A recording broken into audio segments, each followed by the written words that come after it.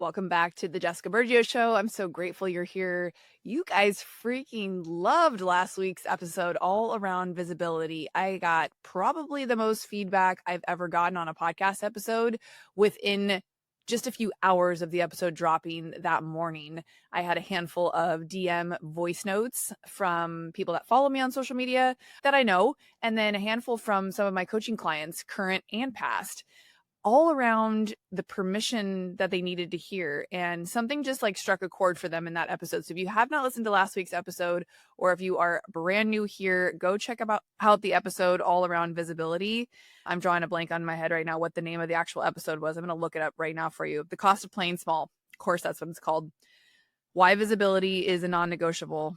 And it's only about 16 minutes long. So it's the perfect, like, get ready with me podcast episode. It's episode 374. And the episode prior to that was the one with Scott and I. If you guys haven't caught that episode, that was really powerful, I think, for us to get to show up together in that energy. So thank you for the feedback you guys shared with me on just listening to kind of like an inside peek of what it's taken for us to build what we have. And we've done things so differently than like a traditional marriage, right? Because Scott does live in Arizona and his job keeps him there. I have a son here in San Diego, which keeps me here. We've had to strategically figure out how to coexist in this relationship so that both of us are getting our needs met, both professionally, personally, business, like all of the things. And it's just been a wild ride. You know, we are going strong with this podcast. I have been podcasting now for 6 years. And this is, again, episode 375 today. And there was some takeaways that some people shared with me that I wanted to kind of reiterate, which was, you know, that permission to keep showing up even when no one's clapping. And one of the girls that left me a voice note shared how she just launched a new offer and she's 2 days in and she hasn't made any sales.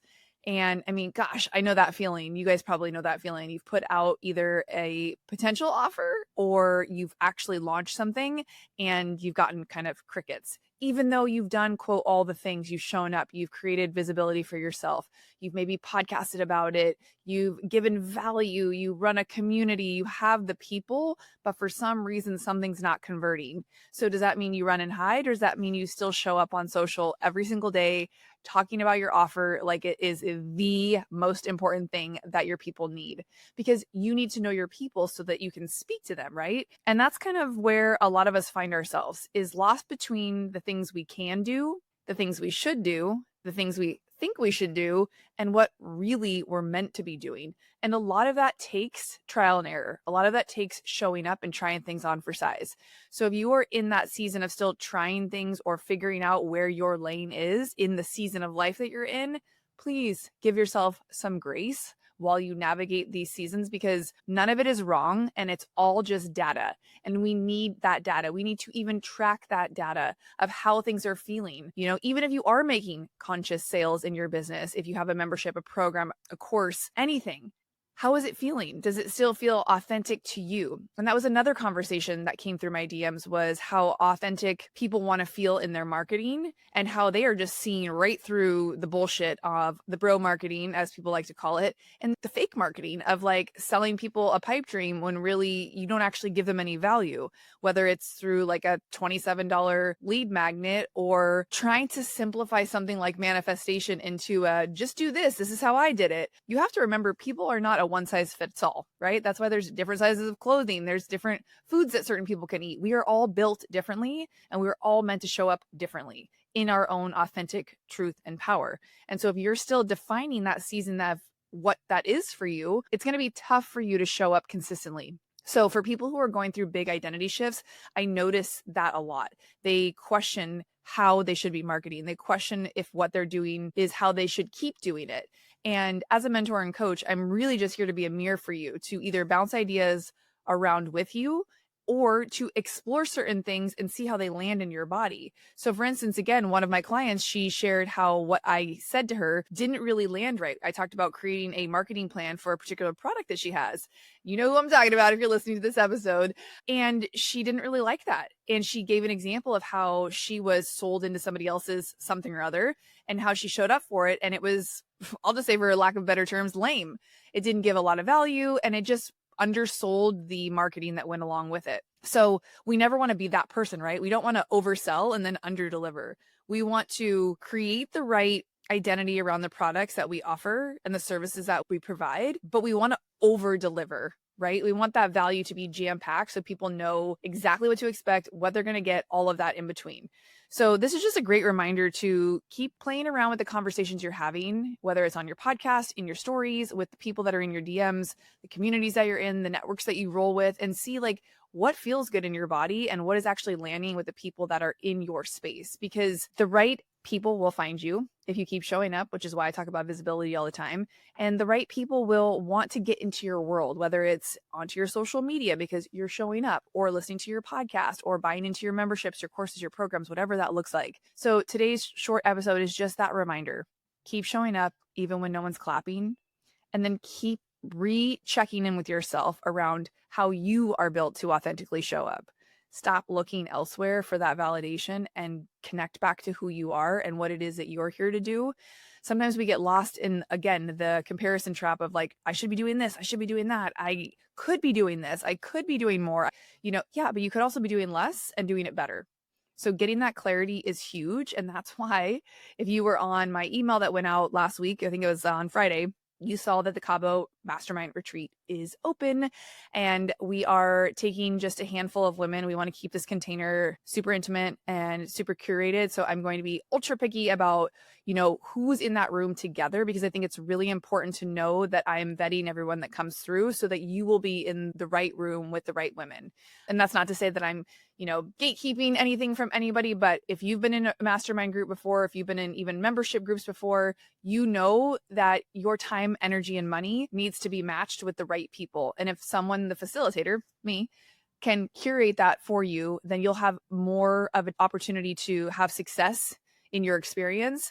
I know that the room will just merge and blend better. So if you didn't get that email on Friday, be sure to DM me if you're interested in Cabo. It's going to be literally 4 days of magic. It's like a 5-day trip. It's April 12th through the 16th.